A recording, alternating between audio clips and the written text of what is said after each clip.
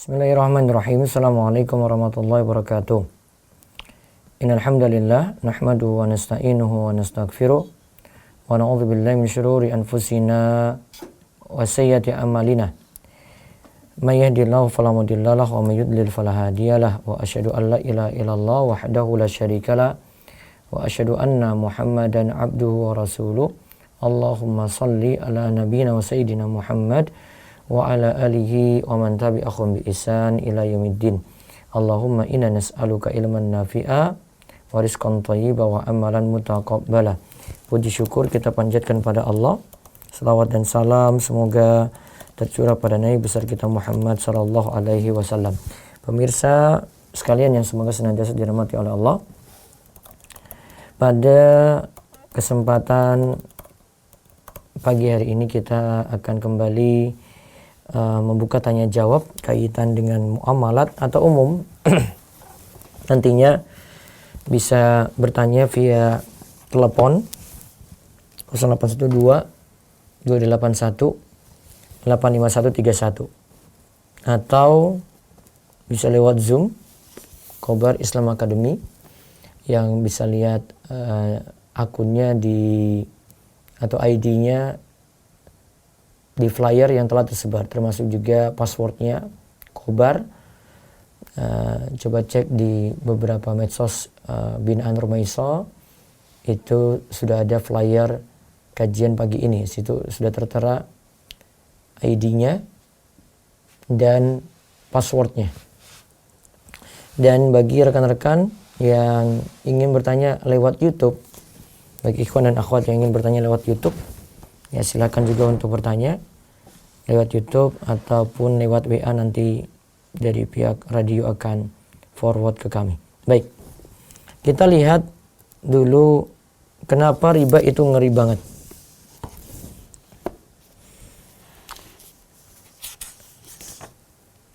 Ayat riba kita sudah perhatikan kemarin dari surat Al-Baqarah. Terus kita lihat lagi di sini riba itu kenapa bisa ngeri banget. Kami susun di dalam buku kami, namun sayangnya belum cetak ulang lagi, 18 hal yang menunjukkan riba itu ngeri banget. Yang ke-11 disebutkan di dalam buku kami, Tobat dari Utang Riba dan Solusinya, ya. Ada dalam bab 18 hal yang menunjukkan riba itu ngeri banget.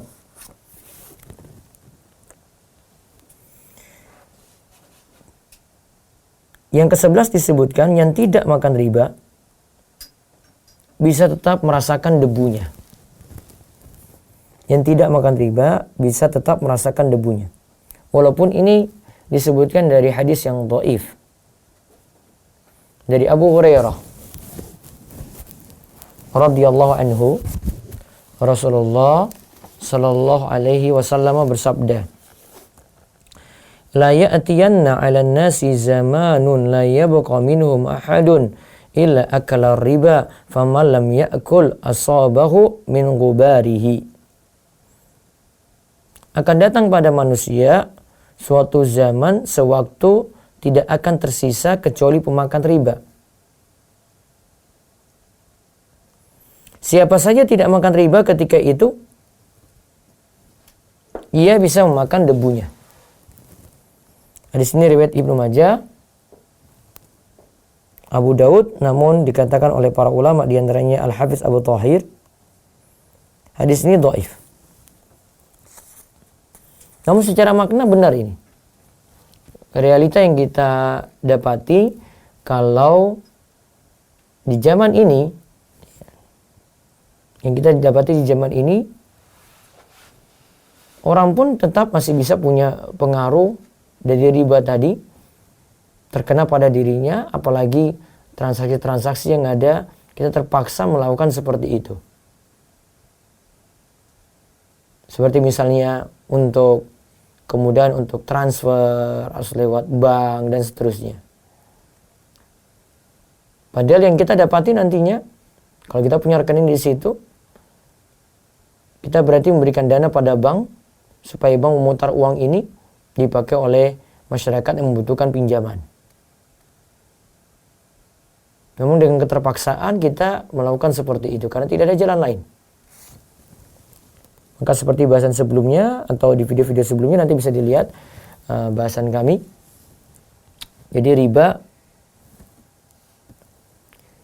itu jadinya terkena pada kita-kita juga yang sebenarnya ingin selamat dari riba dan sudah bertobat dari riba. Terus yang ke-12, jika riba sudah merajalela, azab akan segera turun. Jika riba sudah merajalela, azab akan segera turun. Kata Nabi SAW, "Idza zahara zina war riba fi qaryatin faqad ahallu bi anfusihim azaballah."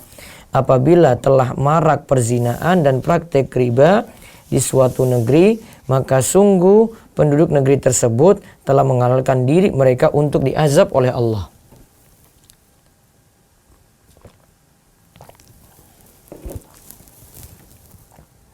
Jadi kalau zina dan riba tersebar, apalagi kalau orang tidak pandang halal dan haram lagi, maka itu sama saja mereka telah menghalalkan diri mereka untuk diazab oleh Allah. Lalu yang ke-13, akan hilang berkah walau riba terus bertambah banyak. Akan hilang berkah walau riba itu terus bertambah banyak. Coba perhatikan hadis dari Ibnu Mas'ud radhiyallahu anhu. Nabi sallallahu alaihi wasallam bersabda, "Ma ahadun aksara minar riba illa kana akibatu amrihi ila killatin." Tidaklah suatu bertambah banyak dengan riba, melainkan kelak sesuatu itu akhirnya akan semakin sedikit.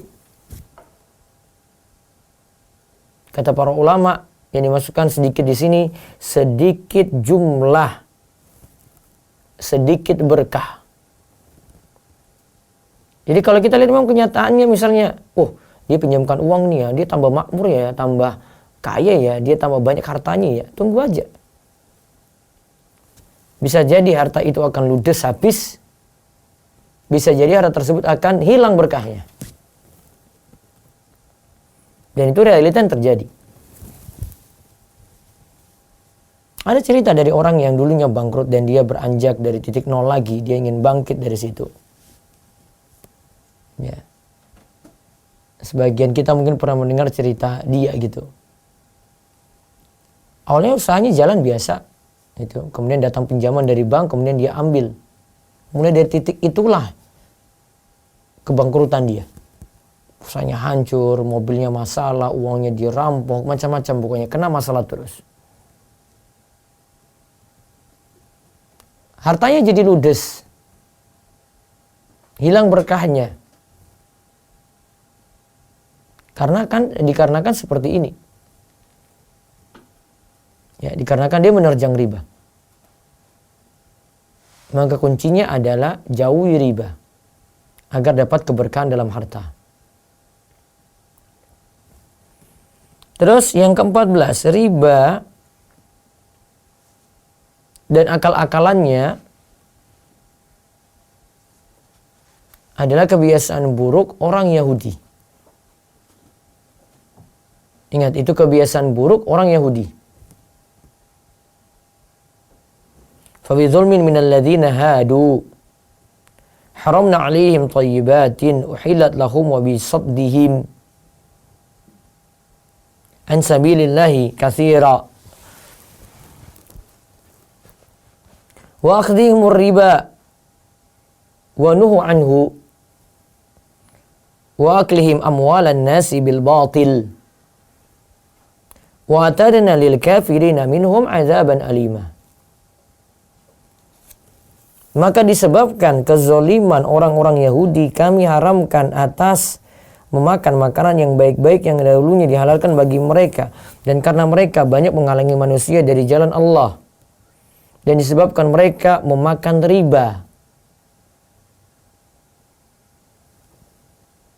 Padahal sesungguhnya mereka telah dilarang daripadanya.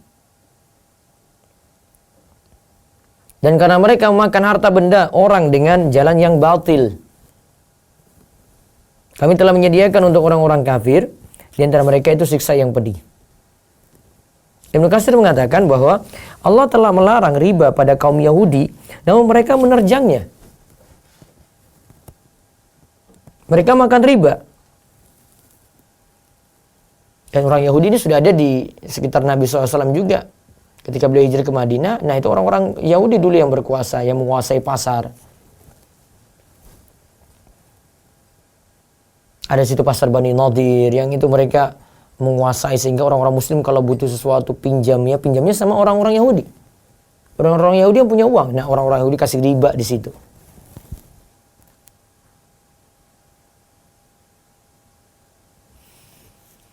Maka siapa saja yang mengambil riba, bahkan melakukan tipu daya dan akal-akalan, ya sudah, mereka itu sama seperti Yahudi. Dan memang Nabi SAW sudah katakan kalau umat Islam akan mengikuti jejak orang-orang Yahudi. Jejak ahli kitab, jejak orang-orang sebelum kita.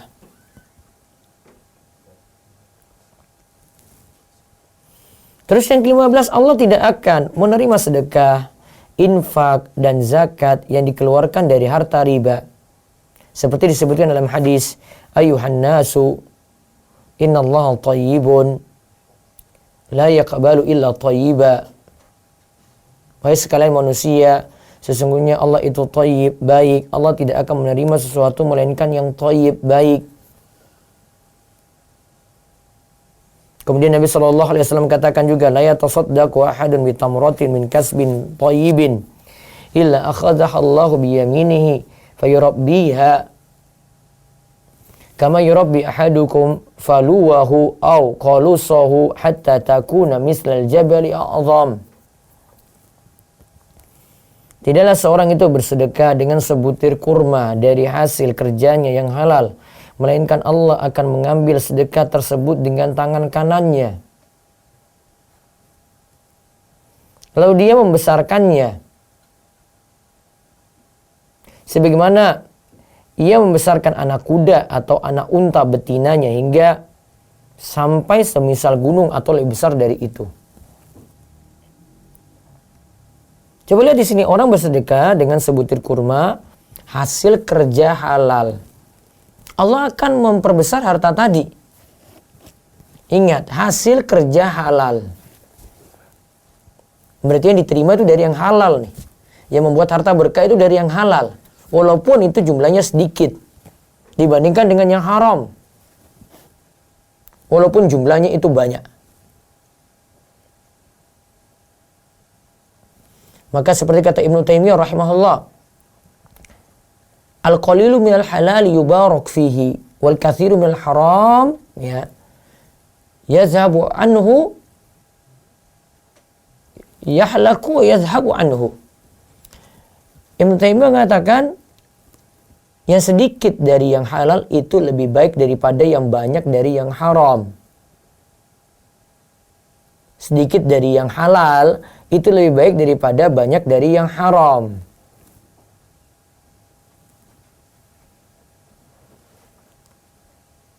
Ingat, yang banyak tadi dari yang haram itu tunggu saja waktunya. Kata beliau, itu lama-kelamaan akan habis. Dia akan hancur, akan binasa. Seperti yang tadi kita bahas juga. Kemudian akibat yang lainnya lagi, doa pemakan riba sulit terkabul. Doa pemakan riba sulit terkabul. Dalam hadis Abu Hurairah radhiyallahu anhu, Nabi SAW menceritakan, ada seorang laki-laki yang telah menempuh perjalanan jauh, rambutnya kusut, masai, dan berdebu. Orang itu mengangkat tangannya ke langit seraya berdoa, Ya Rabbi, wa mat'amu haramun, wa mashrabu haramun, wa malbasu haramun, wa gudhiya bil harami, fa anna yustajabu lidhalik. Wa ya Rabbku, padahal makanannya dari barang yang haram, minumannya dari barang yang haram, pakaiannya dari barang yang haram, dan dia diberi makan dari barang yang haram, maka bagaimana mungkin Allah memperkenankan doanya?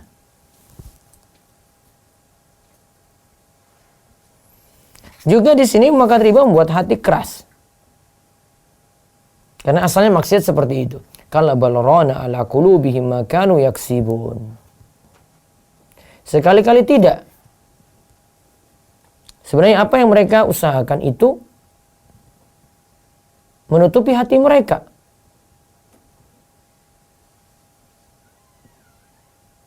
Tentang ayat ini, ada hadis yang menerangkannya. Jika seorang itu melakukan suatu kesalahan, maka dititikkan dalam hatinya sebuah titik hitam. Apabila ia meninggalkannya dan minta ampun, apabila ia meninggalkannya dan minta ampun serta bertobat, hatinya dibersihkan. Apabila ia kembali berbuat maksiat, maka ditambahkan titik hitam tersebut hingga menutupi hatinya. Itulah yang diistilahkan dengan ar-ran. Yang disebutkan oleh Allah dalam firman-Nya yang artinya sekali-kali tidak demikian. Sebenarnya apa yang selalu mereka usahakan itu menutupi hati mereka. Lalu yang terakhir, badan yang tumbuh dari harta yang haram akan berhak disentuh api neraka. Nabi SAW pernah katakan pada Ka'ab, ya Ka'ab bin Ujrah, innahu la yarbu lahmun nabata min suhtin illa kanatin naru awlabi. Wahai Ka'ab bin Ujrah, sesungguhnya daging badan yang tumbuh berkembang dari suatu yang haram akan berhak dibakar dalam api neraka. Hadis riwayat Tirmizi. Hadisnya hadis yang hasan. Wallahu a'lam bissawab. Baik, selanjutnya kami buka tanya jawab. Ada telepon langsung? Zoom dulu silakan.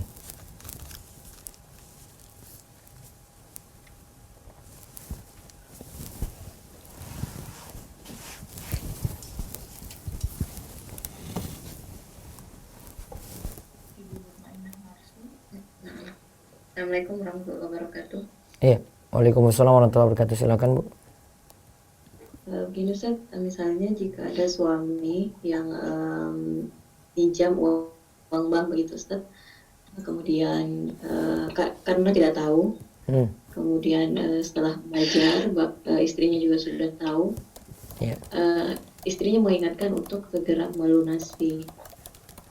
Ya, terus? Akan tetapi suami belum melakukannya. Apakah istri juga dapat dosa, atau maksudnya ketidakberkahannya itu istri juga dapat dari harta yang dia makan? Ya, bisa jadi. Itu pengaruh pada keluarga nantinya. Tapi tetap terus ada nasihat. Ya, saya bisa mungkin saja. Kadang nasihat ini perlu timbang-timbang antara menasihati supaya jadi baik dan ini tetap masih bisa akur nggak gitu. Kadang dalam rumah tangga mesti nimbang maslahat mudarat. Saya ingatkan mudaratnya lebih besar, suami marah-marah. Ini sudah berulang kali saya ingatkan suami marah-marah. Oh, berarti intensitasnya saya kurangi. Tapi tetap nasihati. Ya sudah berarti dikurangi, tetap nasihati, tapi berharap terus supaya itu selesai. Atau istri memberikan saran misalnya jual aset apa gitu untuk nutup. Yang jelas jangan bosan-bosan untuk terus ingatkan tadi. Mudah-mudahan mau menerima. Kalau dia agak berat gitu, ya sekali-sekali saja. Dan terus kasih solusi untuk itu. Terus banyak-banyak berdoa pada Allah supaya masalah ini selesai. Ya saya khawatirkan saja seperti tadi berpengaruh pada keluarga tadi. Ya, untuk keberkahannya.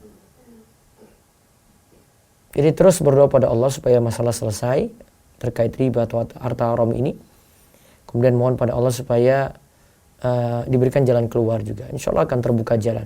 Ingat saja hadis Nabi SAW, bukankah orang yang serius dalam lunasi utang itu kan Allah akan tolong.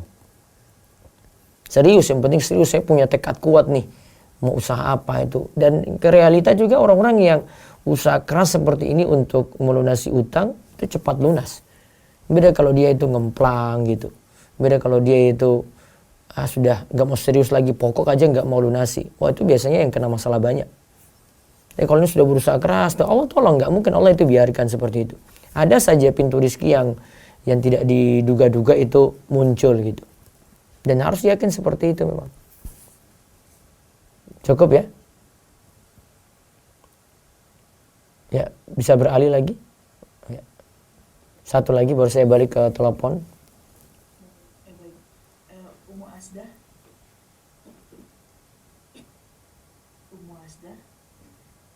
Assalamualaikum Ustaz. Waalaikumsalam warahmatullahi wabarakatuh. Silakan Om. Ustaz, bagaimana hukum menjual barang tiruan atau barang KW tadi ya? Padahal kita sudah jujur ke konsumen kalau barang ini bukan barang yang asli dan konsumen menyetujuinya. Nah, itu bagaimana hukumnya, Tat? Ini masalahnya kalau pahami dari bukunya Ustaz Irwandi Harta Haram Awal Kontemporer, itu masalahnya bukan dari si pedagang barang KW ini dengan si konsumen saja. Taruhlah ini selamat nih. Namun dia akan merugikan pertama pihak produsen yang punya barang yang punya brand ini, yang dia pakai namanya dan dia jual itu. Yang kedua, dia rugikan juga pedagang-pedagang yang lain yang biasa sudah jual barang ini gitu loh. Pasarnya diambil oleh orang-orang yang jual barang KW ini. Jadi rugikannya di situ. Jadi bukan hanya satu pihak saja dia, oh dengan konsumen yang penting saya jujur. Enggak. Namun dia akan merugikan yang lain. Dan kita ketahui bersama kalau merugikan, memudaratkan orang lain enggak boleh. La dharara wa la dirar. Tidak boleh memudaratkan orang lain yang kita dapat manfaat atau kita tidak dapat manfaat sama sekali. Gitu. Cukup ya? Kalau membelinya Tat? Membelinya ini beda lagi ya. Ya saya tidak sarankan membeli juga. Kecuali kalau memang dia tidak tahu kalau itu barang KW. Ya, kalau itu di barang KW, baiknya tidak beli. Namun kalau ditanya, Ustadz ini barang dulu saya sudah beli. Ya sudah, kalau sudah beli, baru tahu hukumnya sekarang, pakai saja. Namun jangan diulangi lagi. Karena nanti rugikan yang tadi saya sebutkan produsen, terus yang penjual-penjual yang lain ya. Dari sisi penjual juga sebenarnya kita dukung dia gitu. Namun kalau sudah terlanjur dibeli ya itu memang hak kita, itu barang kita. Boleh dipakai. Iya, satu lagi boleh Tat? Iya. Gini Tat, kalau misalkan saya kan menjualkan produk di marketplace. Iya. Produk tersebut belum saya miliki. Jadi kalau ada yang pesan melalui marketplace tersebut, saya baru beli barangnya di supplier. Di supplier ya. Terus? Nanti suppliernya langsung mengirimkan produknya ke customer yang memesan tadi. Sudah punya kerjasama belum dengan supplier? Ibu sudah punya kerjasama belum dengan supplier? Sudah ada omongan memang tadi. Dia nggak masalah. Berarti dia dari supplier kasih harga bagaimana ke ibu? Lebih murah. Lebih murah. Kasih harga murah. Dapat Jadi persenan saya lah. langsung membeli barangnya. Oh, langsung membeli. Membeli barang. Baiknya bukan gitu. Ibu tawarkan aja, ibu jadi marketer aja deh.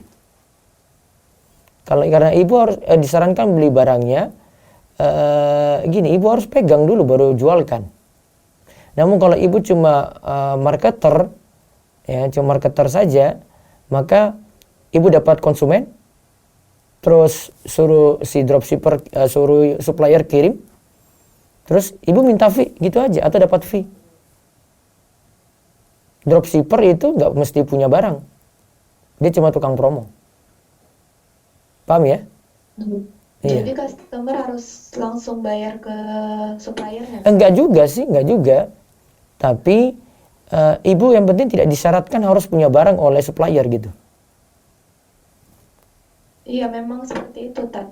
Jadi ketika ada yang membeli, Terus? saya langsung membeli barang tersebut ke supplier. Dan supplier langsung mengirimkan ke alamat customer gitu, Tat. Sebentar, ibu terima uang dulu dari konsumen? Iya, kan melalui marketplace, jadi dia bayar ke akun saya, Tat. Taib. Ya nggak apa-apa kalau gitu. Yang penting sudah punya kerjasama jelas.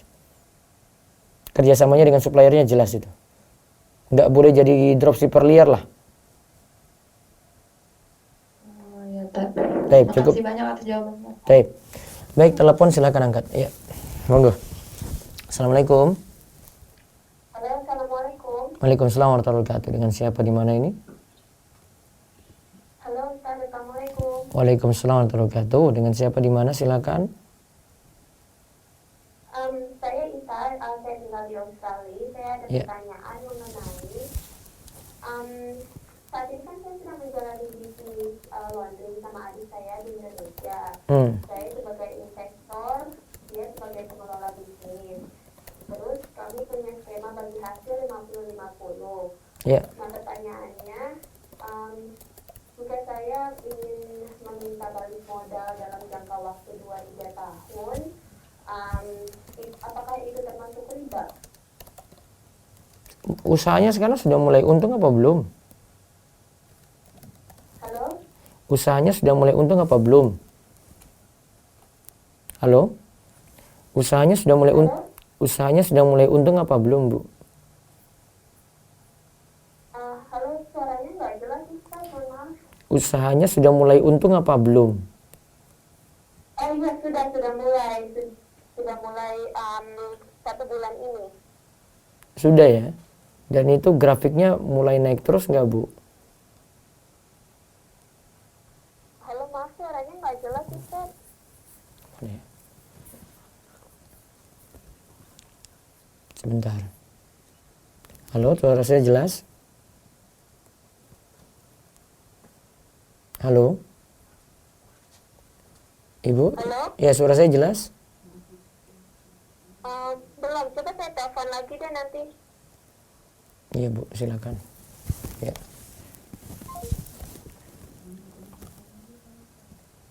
Baik. Apa hukum menggunakan kartu Genius BTPN untuk iklan Facebook dan Google?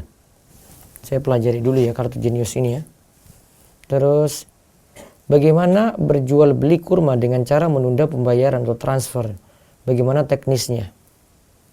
Kalau kurma tidak disyaratkan harus cash ya. Karena uang dengan makanan ini sudah beda jenis kalau dalam kelompok komoditi atau komoditas ribawi. Sudah beda jenis, maka tidak disyaratkan harus yadan biyadin mislan bimislin enggak. Yadan biyadin tidak. Yang penting ya barang ada dibeli gitu. Itu. Baik, ada telepon silakan. Assalamualaikum. Assalamualaikum. Halo. Iya, silakan. Waalaikumsalam warahmatullahi wabarakatuh. Silakan, Pak. Iya. Saya dengan Yuko. Iya, silakan.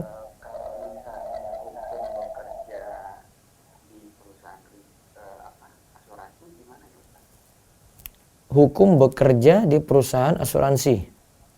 Iya. Nggak boleh. Nggak boleh ya, Ustaz? Iya. Problemnya banyak. Kalau saya mau sebut, di dalam asuransi itu ada riba, ada gharar. Ya, gharar itu ada unsur ketidakjelasan. Kemudian ada zolim. Jadi harta itu iya. Jadi harta haram itu sebabnya karena 3. Zolim, riba, gharar. Dan semuanya ada pada asuransi. Jadi kalau Bapak tanya misalnya asuransi dengan bank, saya nganggap lebih parah asuransi. Karena terkumpulnya yang haram-haram lebih banyak. Ada riba, gharar, zolim. Itu. Paham ya Pak ya? Ya, baik. Iya, waalaikumsalam warahmatullahi wabarakatuh. Benarkah hukum bekerja di bank konven semua pekerjanya memakan hasil uang riba ataukah masih syubhat? Enggak. Ya bukan masih syubhat. Saya belum tahu pendapat ulama yang katakan syubhat kecuali ya mungkin ulama enggak jelas gitu ya. Ada fatwa dari Syekh Ibnu Baz. Nah, nanti bisa cek di rumahisa.com kerja di bank gitu. Kan tahu sendiri nanti jawabannya seperti apa. Baik. Assalamualaikum. Ya, assalamualaikum. Assalamualaikum. Waalaikumsalam. Silakan Bu. Waalaikumsalam. Silakan Bu. Waalaikumsalam. Silakan. Halo. Sinyal sini ya. Iya, saya bagus. Baik. Terus Ustadz mau bertanya, apakah bekerja di instansi pajak sama halnya bekerja di bank tidak boleh? La yadkhulul jannata sahibul maksi. Tidak akan masuk surga ya para penarik pajak. Itu sudah jadi dalil tegas ya. Taruhlah pajak ditarik boleh gitu. Ada di pembahasan buku Harta Haram Muamalat Kontemporer ya. Nanti bisa cek, ada pembahasan Ustadz Irwandi itu tentang bahasan pajak. Coba lihat syarat-syarat yang diberikan di situ. Apakah syarat ini terpenuhi di negeri kita? Kalau tidak terpenuhi ya berarti memang kerjanya bermasalah. Wallahu a'lam. Baik, assalamualaikum. Assalamualaikum. Waalaikumsalam. Dengan siapa di mana ini Bu? Dengan Nisa di Padang, Pak. Ya silakan monggo. Jadi pertanyaan gini, Pak. Kalau hukum penggadaian sawah itu riba nggak, Pak? Haram nggak, Pak?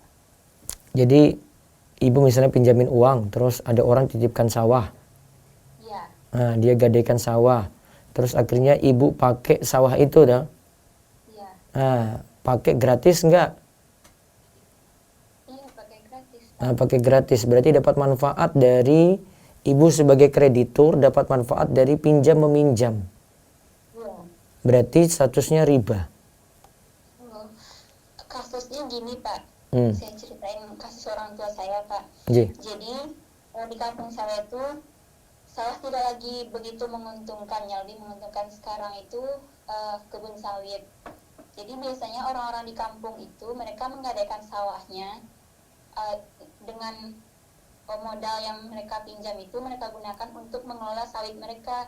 Jadi silahkan kelola sawah dan ambil hasilnya, sementara mereka mendapatkan keuntungannya lebih dengan mengelola kelapa sawitnya. Setelah orang tua saya tahu bahwa itu riba, mereka berniat untuk minta kembali uang mereka, jadi sawahnya dikembalikan atau sawahnya itu dijual sepenuhnya.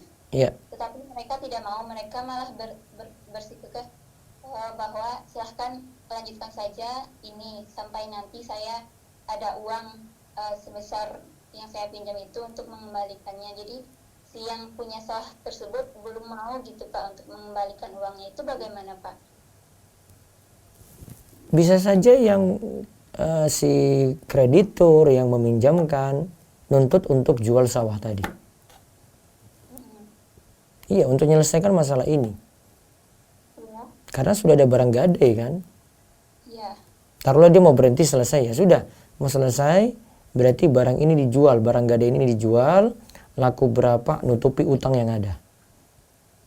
Jadi maksudnya kan kalau minjam duit itu baru 50% dari harga sawah tersebut. Berarti orang tua saya harus membelinya sepenuhnya gitu, Pak, solusinya. Harus apa? Harus apa, Bu? Berarti orang tua saya harus melunasinya 100%, dalam artian mereka harus membeli 100% sawah tersebut gitu, Pak. Sesuai dengan harga normal sawahnya. Masalahnya lagi, kebanyakan dari mereka yang menggadaikan tersebut, mereka tidak mau menjual sawahnya, Pak. Iya, itulah masalah. Begini, ini ingin masalah selesai atau tidak gitu. Kalau tidak ingin masalah selesai, ya sudah lanjut terus, kena riba terus. Kalau ingin masalah selesai, ya jual sawah itu, nutupi utang. Namun kan bisa jual sawah dengan harga standar normal ya. Atau suruh sama yang beri pinjaman kreditur, ini kamu beli ini harga sekian gitu. Jika ada lebih dari, misalnya utangnya 20 juta, sawahnya itu dibeli 100 juta, ya sudah 80 juta kembalikan ke kita gitu. Harusnya seperti itu. Jadi kesimpulannya, ini mau lepas dari riba enggak? Kalau enggak mau lepas dari riba, ya sudah, tetap seperti itu. Aset enggak mau jual, utang tetap bayar, namun kena riba terus. Mau berkah enggak? Ya, Pak. Kalau mau berkah selesainya cepat, ya sudah dijual itu sawah. Sifat orang memang terhadap harta kayak gitu, Bu. Nggak mau, sudah punya aset, aset ada untuk lunasi utang. Namun karena sifat manusia itu Allah katakan wa tuhibbunal mala hubban jamma. Pada harta itu ya dia memang cinta banget, nggak mau lepas. Orang-orang punya utang banyak gitu, ya. Dia punya aset juga ada sebenarnya untuk nutupi itu. Namun aset nggak mau dikeluarin untuk nutupi. Dia nggak mau masalah cepat selesai. Aset tetap ada, utang saya nggak mau lunasi. Ya gimana mau selesai? Iya, masalahnya ya gitu Pak, orang itu kayak kuat gitu, nggak mau. Iya, jadi jujur apa. ini kesadaran orang yang punya utang. Dia mau selesai nggak? Kalau nggak mau selesai ya sudah, berarti riba terus saja. Kalau orangnya tetap nggak mau tuh, Bu, saya kasih saran, Bu. Urusan dia nggak mau, urusan dia dengan Allah, Bu. kalau misalnya orang itu tetap nggak mau, apa sebaiknya orang tua saya biarkan saja mereka yang mendapatkan hasil sawahnya, berharap suatu hari mereka bakal membayar utangnya gitu Pak. Oh, jadi dari pihak ibu yang ini ya, kreditur ya. Iya, saya yang meminjamkan Nah, uang. sudah. Nuntut aja begini. Saya butuh uang, saya harus ini segera dapatkan uang itu, saya butuh sawah dijual. Gitu aja nuntut. Iya Pak, berarti dipaksa terus ya Pak? Iya. Iya. Kasih ya Pak. Jadi nanti paksa, ya karena butuh aja, bilang aja butuh. Karena mumpung ada barang gak ada ibu, ibu aman dari situ. Syukur loan itu, ibu punya jaminan aman. Iya Pak. Iya. Mudah-mudahan Allah mudahkan nanti. Iya. Baik. Kasih, Pak. Baik. Terus saya baca lagi dulu. Bismillah. Saya reseller. Apakah boleh saya buka PO ke teman-teman tanpa mengambil uang terlebih dahulu? Baru setelah barang ada, saya bayar dulu ke produsen. Ya, ini sudah benar. Dan baru saya antar ke pemesan bayar. Namun ketika awal itu mereka PO, tidak boleh mengikat. Karena barang kan belum punya. Ketika barang sudah ada, tanya lagi, jadi beli nggak? Kalau jadi, antar itu kepada konsumen. Nah, ini tanya berulang-ulang nih. Kalau kita melamar kerja di bidang marketing, bagaimana hukumnya? Apakah termasuk riba? Ini marketing apa? Kalau marketingnya biasa, tidak riba di situ. Berhubung saya jual di Instagram, jadi pembeli harus membayar terlebih dahulu ke saya. Baru saya pesankan ke supplier di luar kota. Bagaimana hukumnya? Sampaikan kalau masih pesan barang. Alias ini tidak punya stok. Sehingga pembeli itu tidak banyak menanti-nanti, nanti yang nggak jelas gitu. Ya, lebih aman seperti itu. Jadi buka saja PO. Saya mau PO, ini jangan ngikat di depan. Jadi kalau ada yang mau pesan, tunggu dulu ya, silakan pesan. Barang nanti akan diberitahu ready stok, baru nanti boleh bayar. Gitu aja. Baik, ada telepon, silakan. Assalamualaikum. Assalamualaikum. Ya, Assalamualaikum. Iya, waalaikumsalam. Dengan siapa di mana? Halo Pak Ustadz. Iya, Izin bertanya. silakan.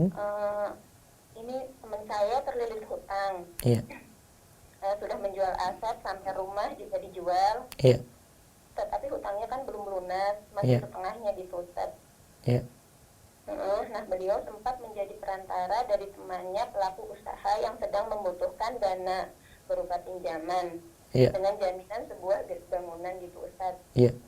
Nah, dari perantara tersebut beliau mendapatkan komisi pencairan dana berapa persen gitu Ustadz. Iya. Nah, bolehkah uang tersebut itu digunakan untuk membayar hutang? Maksudnya bukan untuk keluarganya Ustadz. Jadi itu persenan dari apa tadi dapat? Ya, Dia dapat persenan dari apa tadi, Bu? dari pencairan dana itu apa sih perantara? Jadi ada pelaku usaha temannya gitu yang sedang membutuhkan dana berupa pinjaman. Nah, beliau itu sebagai perantara antara pelaku usaha dengan orang yang mempunyai dana gitu Ustaz. Terus temannya dapat pinjaman, akhirnya dia dapat persenan dari situ. Iya. Upah untuk dia boleh. Ya, Upah untuk dia boleh.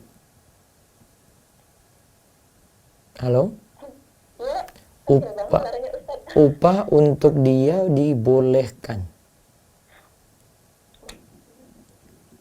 oh untuk dia dibolehkan. Iya. Untuk dia dibolehkan gitu. Iya. Jelas? Halo? Upah untuk dia dibolehkan. Oh dibolehkan. Iya. Oh. Tapi itu nggak termasuk riba Ustadz, karena maksudnya pinjamannya itu kan berbunga ya, seperti itu. Kalau dari sisi bunga, baru ibu jelaskan bunga, ya berarti dia nolong dalam hal yang haram, berarti baiknya tidak dimanfaatkan. Baik, Ustadz, baik. Tapi kalau misalnya tidak bunga, ibu berhasil bantu, misalnya dia akhirnya dapat pinjaman, terus dia kasih komisi nih, ini makasih nih saya sudah dibantu nih untuk kamu sekian, boleh untuk ibu manfaatin. Oh begitu Ustadz. Iya. Baik Ustadz, jazakallahu khairan. Waalaikum. Assalamualaikum warahmatullahi wabarakatuh. Waalaikumsalam warahmatullahi wabarakatuh. Baik, lewat Zoom dulu, saya beralih Zoom lagi, silakan. Nah, Saudara Krisna Nugraha.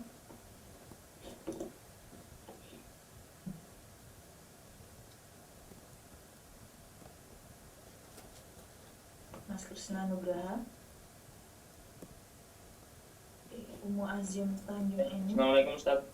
Waalaikumsalam warahmatullahi wabarakatuh. Ya, silakan. Maaf izin bertanya Ustaz.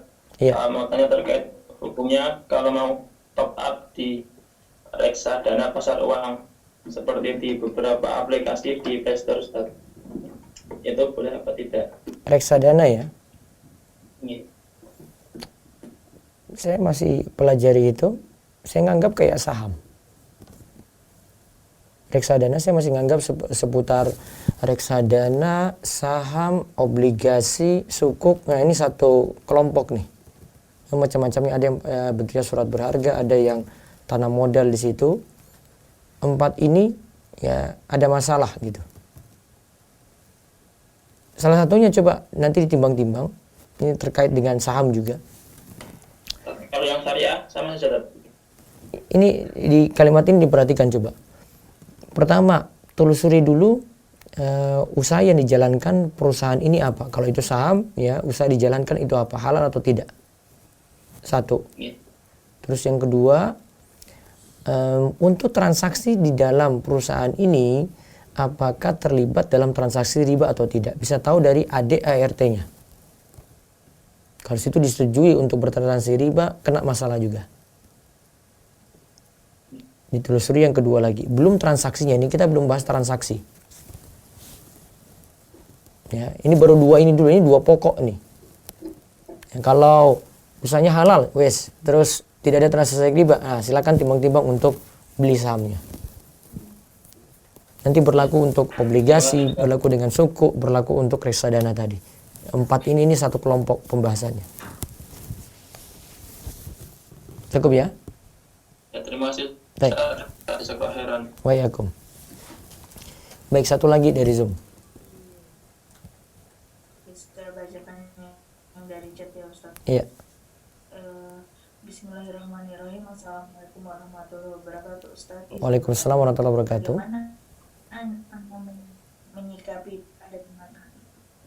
Bagaimana Ana menyikapi ada teman Ana ketika SMA dulu yang masih sering menghubungi Ana dan selalu menanyakan perasaan Ana kepada dia.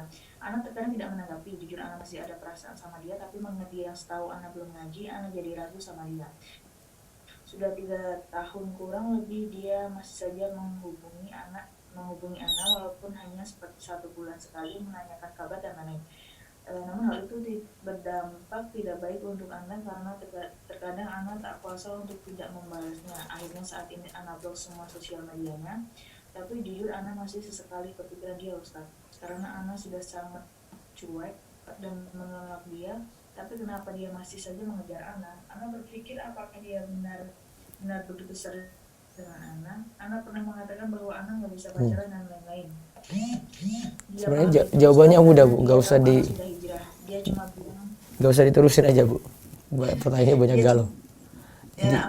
Jadi kuncinya yang nanya cuekin saja, sibukkan diri yang manfaat, nggak usah lihat status dia lagi. Kalau pesan WA diblok saja, nomornya selesai.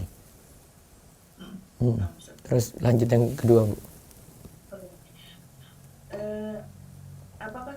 boleh mengajar ngaji privat di rumah keluarga yang ternyata masih melakukan kesyirikan? Jazakallahu khairan. Siapa tahu nanti dengan mengajarkan sekaligus untuk dakwahi. Kan orang ngajar ngaji itu kan bisa masukin dakwah juga.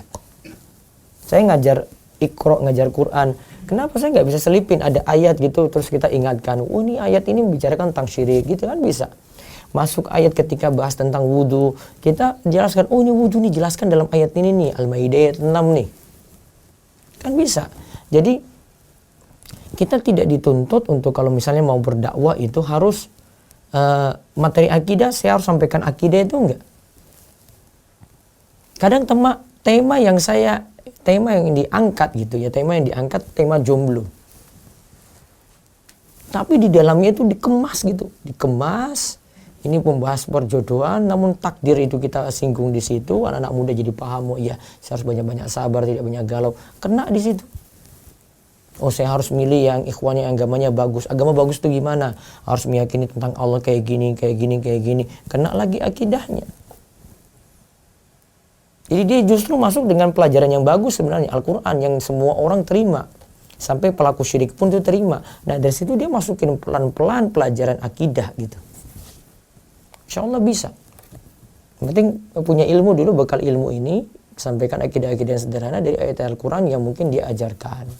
Atau nanti di akhir dia selipin gitu materi tentang itu. Insya Allah mudah diterima. Karena dia sudah masuk dengan perkara yang orang-orang setuju untuk itu. Baik, satu lagi dari Zoom, lewat chat, monggo.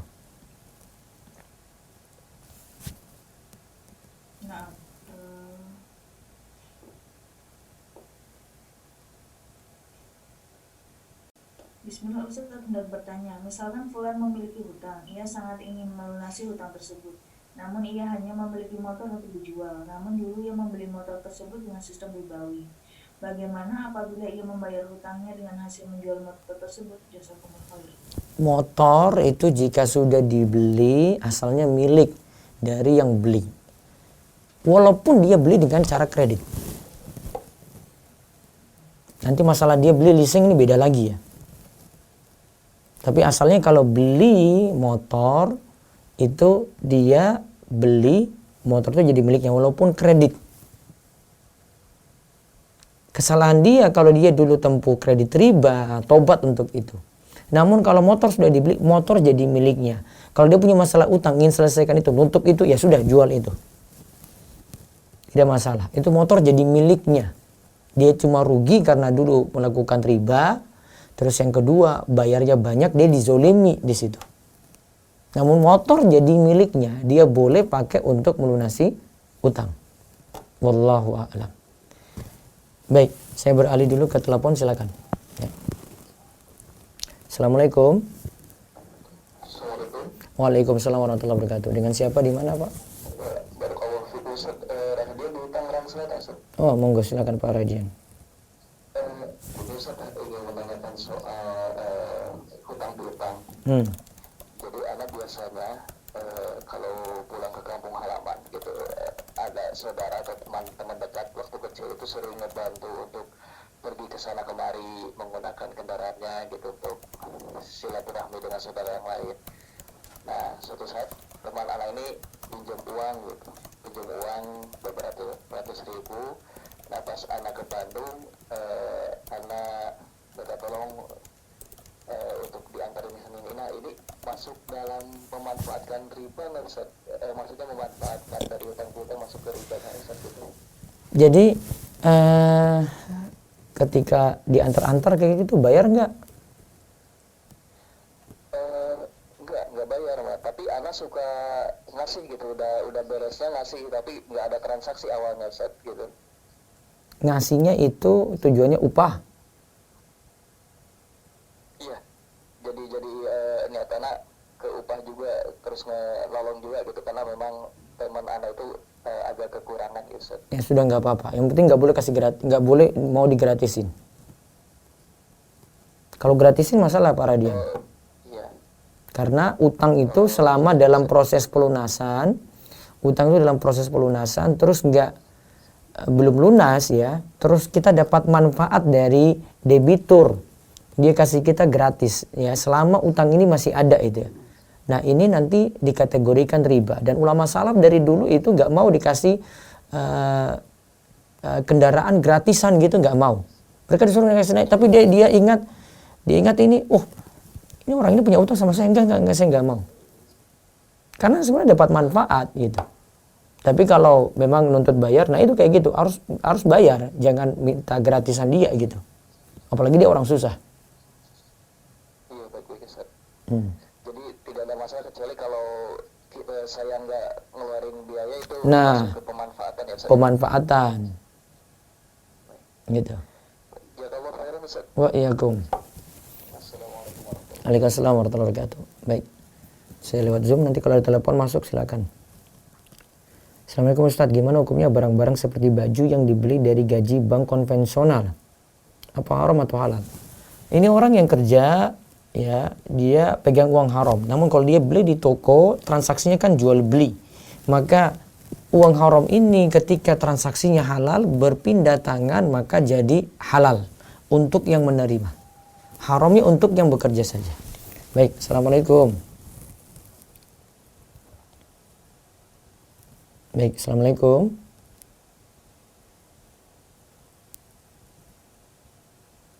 Baik, cut dulu, cut.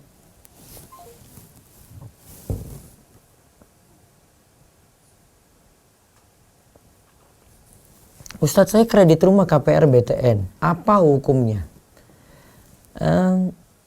Kita sudah pernah singgung seperti ini. Ini bukan transaksi jual beli, namun pihak bank itu mengutangkan ya kepada nasabah, kemudian nasabah bayar dengan cicilan yang tentu saja berbeda dengan harga cash langsung. Maka dia terjerumus dalam riba. Lunasi itu segera, pokok dilunasi, ya, dan besok-besok tidak boleh berutang lagi seperti itu. Waalaikumsalam warahmatullahi wabarakatuh. Silakan.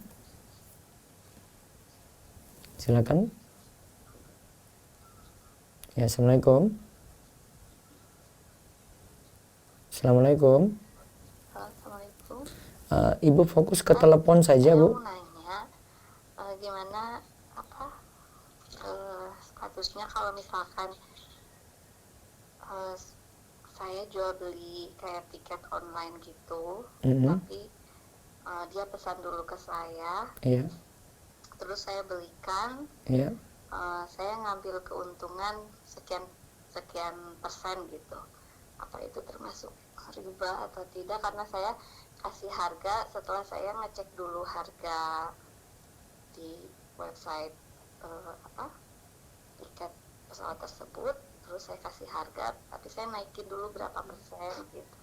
Apakah itu ada unsur ribanya di situ atau tidak? Terima kasih.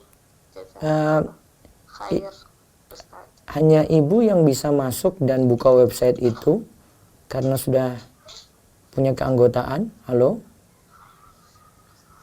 Bu. Halo Enggak. Bu, maaf Bu, bisa fokus ke telepon saja, Bu. Bisa diakses semua orang.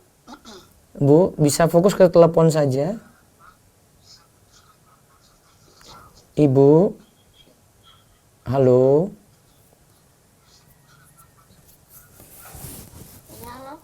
Bu, tidak dengar siaran saya, tapi fokus ke telepon saja karena delay, Bu.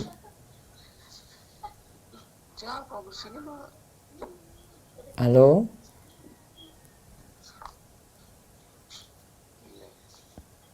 Ibu. Jadi mohon maaf nanti kalau ada yang telepon, jadi tidak putar siaran, dengar siarannya, tapi langsung ngomong dengan telepon langsung ya. Karena masalah siaran ini akan delay berapa menit, jadi dia jangan nunggu siaran itu, langsung telepon, bicara dengan saya, ini nyambung langsung, dan saya ngangkat telepon langsung. Baik, ada telepon lagi? Angkat dulu.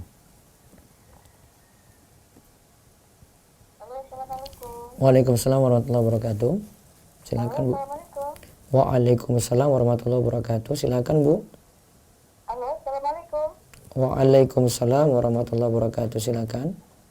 Halo, Assalamualaikum.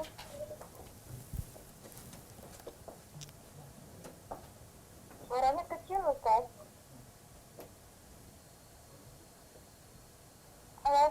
Assalamualaikum. Waalaikumsalam warahmatullahi wabarakatuh. Halo. Halo. Halo, Assalamualaikum. Halo. Dikat dulu. Baik, saya lewat Zoom aja. Ya, silakan lewat Zoom, monggo. Nah, Saudara Alristia Teguh Anggaria. Saudara Iya. Alristia. Ya, silakan. Ya, Assalamualaikum Ustaz. Waalaikumsalam, Bu. Saya ingin bertanya, saat ini saya sedang tinggal di Jepang Ya. dan di sini saya diwajibkan untuk mengikuti asuransi kesehatan penduduk yang ada di Jepang. Itu syarat ya? Dan ya, yang ingin saya tanyakan itu bagaimana hukumnya di dalam Islam ketika saya harus membayarnya atau tidak, saya harus membayarnya atau tidak, sedangkan saya hampir tidak pernah menggunakannya dan uang itu tidak akan kembali nantinya. Iya. Terima kasih dan mohon sarannya, Ustaz. Itu syarat, Bu, untuk jadi orang yang menetap di sana? Iya. Itu syarat ya? Ya, karena itu syarat, prosedurnya diikuti saja. Seandainya ibu memanfaatkan untuk fasilitas kesehatannya cuma sebatas premi yang pernah disetor. Baik. Tidak lebih daripada itu. Kalau bisa dikontrol seperti itu bisa dipakai. Kalau lebih, jadi hitungan riba. Tapi kalau cuma kurang dari itu, nggak apa-apa ibu manfaatin. Jadi itu nantinya juga saya pemanfaatannya itu saya mendapatkan keringanan 70% dari biaya 70% dari keseluruhan biaya yang ingin dimanfaatkan gitu. Iya, nggak apa-apa. Biaya rumah sakitnya. Jadi saya harus tetap membayar 30%-nya. Iya, tidak apa-apa, Bu. Bisa dimanfaatkan. Baik, terima kasih Ustaz. Ji. Assalamualaikum warahmatullahi wabarakatuh. Waalaikumsalam warahmatullahi wabarakatuh. Silakan lagi, ada dari Zoom satu lagi, monggo. Nah, Bapak Sulistyo. Assalamualaikum. Waalaikumsalam warahmatullahi wabarakatuh. Silakan. Ustaz mau tanya, Ya. untuk hukumnya bagaimana jika ada kerjasama untuk jual beli untuk pemodalnya itu menggunakan dolar, Ustaz. Misalnya menggunakan harganya barang itu dengan dolar, tapi penjualannya dengan rupiah gitu di Indonesia dengan rupiah. Jadinya kalau pas beli itu misalkan seharga dolar saat ini bisa katakan 14.000, tapi nanti pada saat mengembalikan modal itu dolarnya naik atau turun, itu gimana, Ustaz? Gini. Jadi uangnya dipinjamkan uang apa? Bukan uang, bentuknya barang, tapi seharga bayarnya pakai dolar gitu. Agak kerawan. Nanti saya di sini jualkan. Jadi ibu posisinya apa tadi? Itu saya gambarkan. Saya nanti jadi yang menjualkan. Ibu penjual. Ya, terus? Ya, nanti saya yang menjualkan, tapi ada fulan yang dia sebagai yang memodali, tapi modalnya itu berbentuk barang. Modal barang. Ya, terus? Iya. Nah, nanti terus bagi hasil. Terus ini ada yang mau beli. Ada yang mau beli ya? Ya, yang jualnya tapi di Indonesia. Jual di Indonesia. Iya. Dalam bentuk barang ini ya? Iya, barang itu. Barang ini ya. Terus masalahnya kembalikan. Nah, nanti kan sebelum bagi hasil berarti kan harus modal itu dikembalikan dulu. Lah modalnya beliau tuh pas belinya kan pakai harganya dolar. Berarti kursnya kan dolar. Modal dolar ya. Ya. Nah, pas membalikan itu, apakah saya memberinya itu seharga dolar saat ini? Berarti kan ada kemungkinan naik atau turun, atau bisa dengan rupiah saja. Saran saya sih pakai harga sekarang. Harga dolar sekarang, Bu. Berarti kalau ada naik ya berarti Resiko? dia ada lebihan. Kalau pas kurang berarti dia ada resiko turun gitu. Iya. Soalnya kalau ibu bawa ke dulu dolarnya sekian, nanti ke sini agak sulit tuh. Tapi ini masalahnya mengikat dengan dolar ini loh. Iya, karena ada ininya di kurs dulu. Iya. Amannya sih gini. Barang ini harga dolarnya sekarang berapa gitu. Barang ini modal ini barangnya itu berapa dolar, Bu? Katakan saya $3 saat belinya, terus saya yang jualnya di sini kan harga Indonesia rupiah gitulah. Sebelum ini kan saya harus kembalikan $3-nya itu dulu, habis itu sisa rupiahnya dibagi berdua gitu. Ini angel lah ini. Jualnya rupiah. Ya, katanya di Indonesia. Terus akhirnya sini ibu konversi dulu ke dolar, dolar. Terus nanti bagi hasilnya nanti ya keuntungannya tadi kan? Iya. Pakai ini aja, rupiah yang ibu terima aja. Rupiah ibu terima, saat nanti bagi hasil, dolarnya berapa, ya itu keuntungannya bagi ketika itu. Berarti misal saya kembalikan ke dia, ke saat ini misalnya 10.000, ya udah 10.000 kali 3 Iya. dolar gitu aja berarti ya kan? Iya. Untuk modalnya itu. Iya. Nggih. Pakai gitu aja. Harga sekarang aja, Bu. Lebih aman daripada bingung-bingung bayar ke awal itu ya. Iya, silakan. Silakan, Bu. Untuk kalau pinjam emas. Pinjam emas. Pinjam emas 5 gram. Ya. Terus emasnya itu saya jual, saya uangkan karena memang butuh uang. Terus 5 tahun ke depan saya kembalikan emas juga sesuai dengan karatnya atau cuma cukup dengan gramnya, Ustaz? Sebentar, pinjamnya apa, Bu? Ibu ya, ibu pinjam ya? Ya, saya pinjam emas. Pinjam emas. Emas kan, dikasihnya emas ya, terus di tahun berapa itu? Ya. 5 tahun yang lalu gitu ya? Ya, katakan 5 tahun yang lalu ya. Ya, terus 5 gram. 5 gram. J. Iya. Sudah dikasih wujudnya emas, J. Terus Iya. kembalikan sekarang. Iya, saya kan butuh itu emasnya kan saya jual. J. Nah, untuk saat ini saya kembalikan itu Berarti untuk 5 gram. iya. Kembalikan emas 5 gram. Sesuai karatnya juga, Ustaz. Iya, kalau bisa sesuai karatnya. Kalau itu kan bentuk cincin harus sama dengan cincinnya, bentuknya gitu juga atau cukup gram sama karatnya saja? Sulit cari yang sama ya. Iya. Gini aja. Emas 5 gram yang nilainya sama gitu. Soalnya angel ya. Gak bisa cari yang bentuknya sama, Bu. Iya kan, kalau emas perhiasan kan memang lain-lain ya, Ustaz. Nah, nanti minta keridoan dia. Ini saya bawa emas 5 gram juga sama, tapi bentuknya berbeda gitu. Ini karatnya sama, cuma bentuknya berbeda gitu. Bawa gitu aja. Jadi emas 5, kembalikan 5 juga. Tinggal keridoan. Ustaz, yang terakhir tidak kedengaran. Emas itu dikembalikan 5 juga. Emas 5 gram dikembalikan 5 gram. Oh, okay. Dengan minta maaf bentuknya berbeda gitu. Iya, dengan keridoan dia maafkan nggak ini. Yang penting kita sudah berusaha untuk sama seperti dulu gitu. Oh, iya. Oke.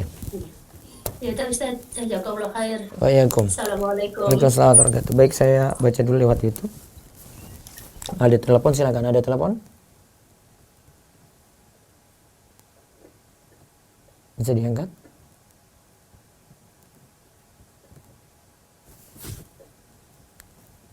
Ustadz Afwan, Ana mau tanya bagaimana menasihati suami yang masih bekerja di dealer motor. Dia bekerja di bagian penagihan. Agak sulit nih. Apalagi kalau dia tagih untuk urusan kredit-kredit riba gitu. Coba timbang-timbang nasihati suami, mudah-mudahan dapat hidayah. Saat ini saya sedang ta'aruf, sudah sampai ke tahap serius tapi belum khitbah. Kemudian saya ditawari oleh ustadz akhwat lain yang lebih baik dan lebih cantik. Baiknya saya bagaimana? Urusan satu dulu, baru nanti beralih ke yang lain. Jangan ini belum selesai terus sibuk dengan yang lain. Ini nanti nggak dapat, ini juga nggak dapat. Al-mashghul fala yushaghulu. Ini kaidahnya ya. Walaupun ini kaidah fikih namun bisa dipakai untuk ini. Sudah sibuk dengan ini, jangan disibukkan lain dulu. Fokus pada satu. Kalau sudah fokus pada satu, ini nggak berhasil, ya sudah beralih pada yang lain. Kalau nggak nanti rugi nanti dua-duanya nggak dapat. Ada telepon? Ya. Assalamualaikum. Assalamualaikum. Waalaikumsalam warahmatullahi wabarakatuh. Silakan. Ustaz, Iya, monggo. Ustaz, suaranya putus-putus di sini, Ustaz. Iya, sini agaknya. Halo, Ustaz. Iya, silakan Bu. Monggo. Halo. Halo, suara saya jelas?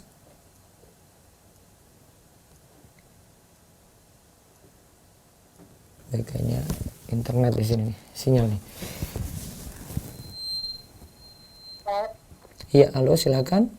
Iya, saya dari Bogor, hamba Allah, Ustaz. Jadi ingin bertanya, Ustaz, kalau kita memanfaatkan pembayaran dengan OVO, itu ke riba atau tidak, Ustaz? Karena setiap pembayaran dengan OVO biasanya akan mendapatkan cashback kayak gitu, Ustaz. Cashbacknya bisa dimanfaatin, masukin lagi ke saldo kan? Ke poin, Ustaz, tapi ya bisa dimanfaatkan untuk membeli pulsa. Boleh. Dan belanja lagi. Boleh dimanfaatin. Oh, boleh. Terus Ustaz, yang Shopee, Ustaz, kan kita di Shopee itu punya level juga, terus sudah statusnya udah gold. Nah, ketika udah gold itu kita punya dapat voucher gratis ongkir kayak gitu, Ustaz. Tapi menggunakan pembayarannya ada yang bisa langsung, ada yang transfer, ada yang menggunakan Shopee Pay. Boleh tidak Ustaz memanfaatkan voucher tersebut? Voucher ini dikarenakan punya saldo atau di luar itu? Karena kita punya status gold tadi, Ustaz. Berarti keanggotaan, bukan karena saldo ya? Bukan. Jadi bukan karena saya bayar dengan saldo ini saya dapat potongan, bukan? Bukan, Ustaz, tapi kan kita punya status karena keanggotaan tadi kita dapat voucher, tapi tetap pembayarannya harus menggunakan Shopee Pay gitu, Ustaz. Iya, maksud saya pembayaran ketika Shopee Pay ini dengan Shopee Pay itu memanfaatkan promo atau diskon nggak? Iya, karena diskonnya udah ada karena dia keanggotaan tadi, Ustaz. Promonya sudah ada karena apa? Karena tadi kita sudah anggotanya sudah tinggi, Gold tadi. Gold kan. Jadi bukan karena ini kan. Jadi begini, saya buka pemahaman nih. Ini kan ada saldo. Terus kalau bayar dengan Shopee Pay, kamu dapat diskon. Kalau bayar dengan transfer biasa, tidak dapat diskon. Bukan kayak begini kan, namun cuma karena keanggotaan. Karena jadi pelanggan setia gitu ya. Iya, karena keanggotaan kita dapat vouchernya gitu, Ustaz. Karena keanggotaan. Nah, berarti bukan karena sebab saldo. Boleh berarti dimanfaatin. Iya, Ustaz. Lagi Ustaz, jadi kemarin saya mendengarkan tentang bunga di nabung di bank, Ustaz. Nah, itu kan memang harus dibersihkan kemarin ya, Ustaz. Ustaz. Jadi di M-Banking itu saya biasanya ada bunga dan pajak bunga. Pajak bunga ini kan berarti kita totalkan bunga terus dikurangi dengan pajak bunganya dulu baru itu yang kita keluarkan ya, Ustaz. Iya. Kan bisa otomatis sudah potong dari kita, itu kan kewajiban kita. Nah, kecuali bunga masuk. Bunga nggak dimatuin. Bunganya yang dihitung bunganya saja, kita hitung total bunganya dikurangi pajak bunga dulu atau bunganya saja, Ustaz? Tidak perlu dikurangi dengan pajak bunga lagi. Pajak bunga berarti itu keluarkan dari tabungan kita, dia potong dari tabungan kita kan? Iya. Sudah otomatis, nggak usah dihitung. Yang dihitung cuma bunga tadi yang masuk. Iya, tambahan ini nggak dimanfaatin. Kita cuma memanfaatkan pokok saja. Urusi amwalikum. Baik, Ustaz. Ustaz, maaf Ustaz lagi ya, Ustaz. Nah, kemarin kan saya juga yang tentang emas itu ada dengar ya, Ustaz. Nah, ternyata ada lagi, Ustaz, disampaikan bahwasanya dari si penjual akadnya wakalah kayak gitu, Ustaz, menitipkan, minta tolong kayak gitu, itu boleh tidak Ustaz seperti itu? Nah sekarang coba siapa yang beli emas? Yang beli emas kan saya misalnya. Iya, terus nitipkan ke teman. Karena mau beli ke teman, tapi karena emas ini harganya naik terus, diusahakan pengennya hari ini juga udah bisa beli karena kan naik terus tuh Ustaz harga emasnya berharinya. Jadi supaya kita belinya nggak harga tinggi, saya mau beli ke teman saya. Nah teman saya menyarankan pakai wakalah saja. Nanti teman saya sudah bersuami, terus nanti diwakalahkan ke suaminya kayak gitu Ustaz. Boleh tidak seperti itu Ustaz? Nggak usah muter-muter lah. Tidak boleh satu tahun. Iya. Iya, nggak usah muter-muter. Sudah tahu saya. Itu nggak tunai. Terus Ustaz kalau misalnya Kecuali gini. Ini, kamu punya teman. Saya di Jogja, saya punya teman di Bandung. Kamu belikan emas ya, ini saya transfer uang nih sekarang ya. Kamu beli langsung di tempat. Dia beli di tempat, dapat emas, dia pegang itu. Karena dia lakukan transaksi, bukan saya. Oh, berarti dia harus bayar pakai uangnya dia dulu gitu. Iya kan saya sudah transfer nih. Saya transfer ya. Sudah, kamu beli. Dia beli, dia sudah transaksi tunai. Pegang sekarang. Saya bilang pegang dulu, besok saya ke Bandung, saya ambil. Oh gitu. Iya. Baik, Ustaz. Yang penting kan tunai. Iya, yang penting kan tunai. Kalau tadi kan kamu dengan suaminya ngapain dia wakil ini, putar-putar aja dia penjual sendiri kok, masa wakalah sendiri. Masa penjual jadi wakil lagi, gimana logisnya? Iya, Ustaz, itu makanya bingung Ustaz. Iya, bilang dia nggak usah putar-putar lah gitu.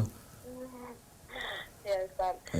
Terus Ustaz, kalau kita menikmati traktiran ulang tahun seorang teman itu termasuk ke orang yang mengikuti zaman itu tidak Ustaz? Makan? Memanfaatkan jadi orang teman ulang tahun kan kita tidak boleh Ustaz merayakan ulang tahun. Yeah. Nah, tapi karena sekitar kita masih sering seperti itu, terus mereka mentraktir teman-temannya gitu Ustaz di hari ulang tahun itu kita menerima traktirannya salah tidak Ustaz? Gak usah hadir, gak usah terima traktiran. Kecuali kalau dia kirim ke tempatmu, gak bisa nolak.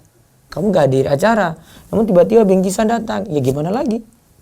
Kalau ya. Tapi keseringan bingkisan selalu sudah ada Ustaz, atau enggak? Tapi kalau kita yang membelikan gitu Ustaz, tidak boleh Ustaz. Maksudnya minta tolong nih beliin nih gitu. Gak usah lah, adalah mereka ulang tahunnya kok. Oh baik Ustaz. Cukup ya, Taib. Satu lagi Ustaz. Apa lagi? Jadi saya kemarin ada baca Ustaz tentang yang kalau anak perempuan pertama menikah harus menyertakan fotokopi buku nikah orang tua ya Ustaz. Terus saya baca questionnya katanya itu ingin melihat apakah anaknya lahir di luar nikah atau tidak. Enggak, ini aturan KUA atau bukan ini? Aturan KUA katanya Ustaz di syarat itu. Ya sudah, berarti penuhi saja.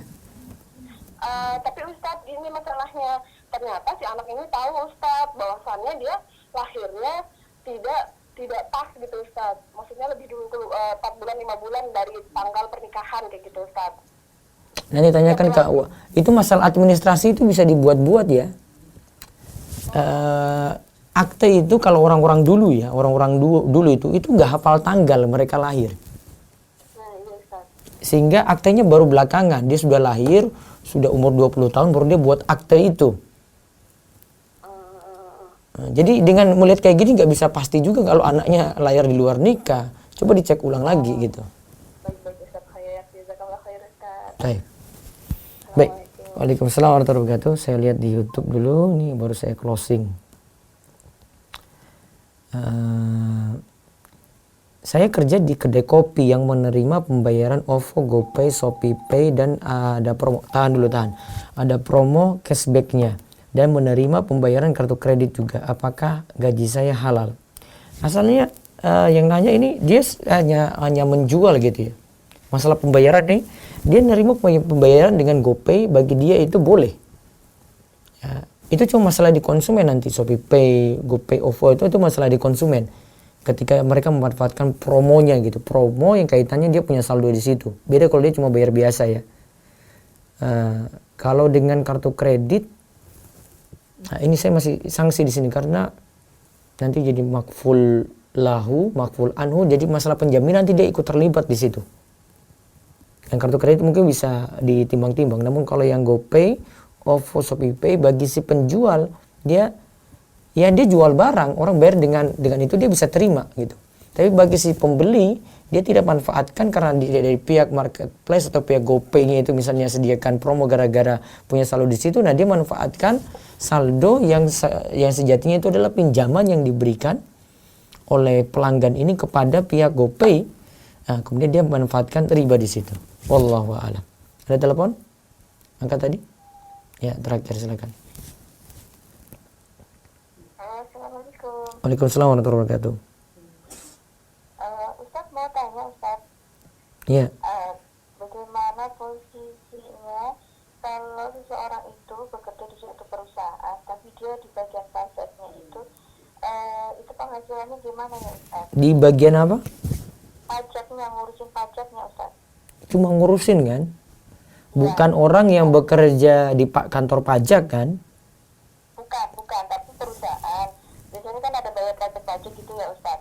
Biasanya kan ada konsultan pajaknya juga ke situ gitu. Ngurusin pajaknya aja Ustaz. Nggak apa-apa, malah dia kalau bisa mengurangi kezoliman tukang pajak yang narik pajak, dia dapat kebaikan di situ karena selamatkan orang dari kezoliman. Oh gitu ya. Iya. Jadi nggak apa-apa ya Ustaz. Nggak apa-apa. Yang masalah yang bekerja di pajaknya, yang zolimi. Oh gitu. Satu lagi Ustaz. Iya. Ini Ustaz, kebetulan kan suami anak kadang kan bantu kakaknya gitu ya di suatu proyek gitu. Iya. Kakaknya itu jadi berhubungannya dengan riba. Jadi semua aset saya beli mobil untuk untuk transportasi kemana-mana pegawai-pegawainya gitu. Itu semua dari hasil riba. Terus misalkan ada proyek baru itu pinjam itu juga melalui bank gitu kan ya, modalnya dari bank gitu kan. Yang dipinjamkan itu lumayan banyak karena memang proyeknya besar gitu.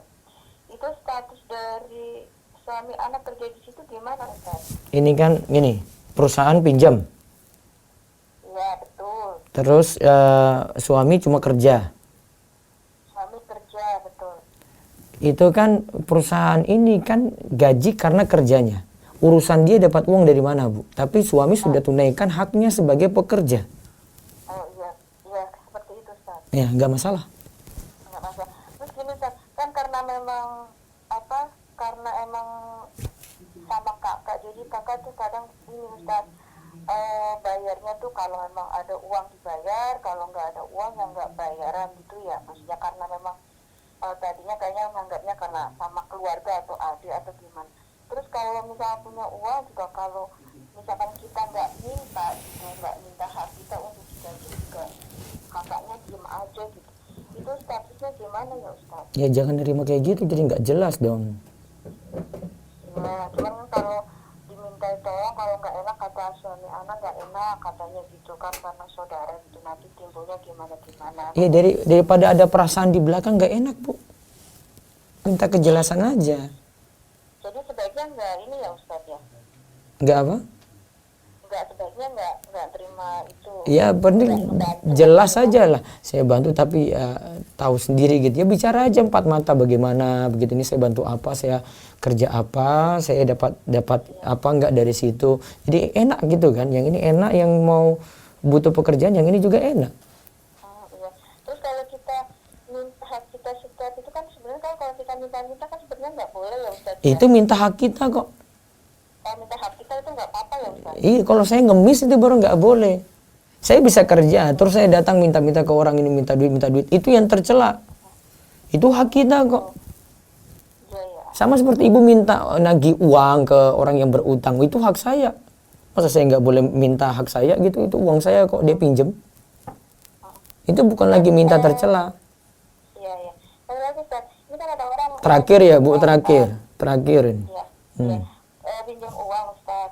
Ini kebetulan kan perjanjiannya gini, nanti kalau saya ada kalau kamu butuh uang, misalkan saya belum punya uang gitu, nanti saya jual ini ya gitu.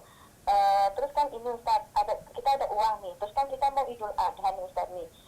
Kita bayar utang dulu apa kurban dulu nih Ustaz? Mampu nggak untuk kalau berutang terus bisa kurban dengan utang tadi, mampu nggak utang ini dilunasi? Sebenarnya mampu Ustaz gitu loh. Apa kita bilang ke orangnya gitu, ini ada uang gitu, tapi saya pakai kurban dulu, itu bisa nggak Ustaz? Nah, tanya sama orang yang berutang itu, orang yang beri pinjaman itu, kamu ridho nggak saya kurban dulu? Jangan-jangan nanti kalau sudah kurban nggak bayar utang juga. Oh iya, itu aja ya Ustaz ya. Iya, cukup ya. Baik. Ya. Oh ya, terakhir, ini pertanyaan bagus. Kenapa setiap mengisi saldo dompet digital selalu dianggap memberikan pinjaman? Bukankah bisa akadnya salam, yaitu memberi modal? Siapa yang bilang kayak begini? Beri modal kef aja. Coba cek nanti di pembahasan saya di channel Rumah TV, itu pembahasan dari harta haram mulai kontemporer ya. Cek di situ pembahasannya. Akad kamu gambarkan, jangan kesimpulan sendiri gitu. Kalau mau simpulkan, mana qaul ulama tentang ini gitu. Kalau ada, ya mungkin saya bisa rujuk. Namun ada buku Ustaz Irwandi ini yang mendukung ini. Lihat video nanti tentang dompet virtual, kaji itu, ya, rujuk pendapat kalau memang ini salah. Ya, kamu yang rujuk pendapat kalau memang pendapatmu itu salah, tidak berpendapat sendiri. Baik, demikian kita cukupkan, mudah-mudahan manfaat dan Allah Subhanahu wa taala berikan taufik dan hidayah. Insyaallah malam ini pembahasan kitab Bulughul Maram, kitab nikah, yang mudah-mudahan rekan-rekan muda bisa ikuti dengan bahasan malam ini itu tentang memilih istri yang penyayang gitu, memilih calon istri yang penyayang. Jadi kitab Bulughul Maram karya Imam Ibnu Hajar Al-Asqalani. Baik, kami cukupkan. Subhanakallahumma bihamdik asyhadu an la ilaha illa anta astaghfiruka wa atubu ilaik. Assalamualaikum warahmatullahi wabarakatuh.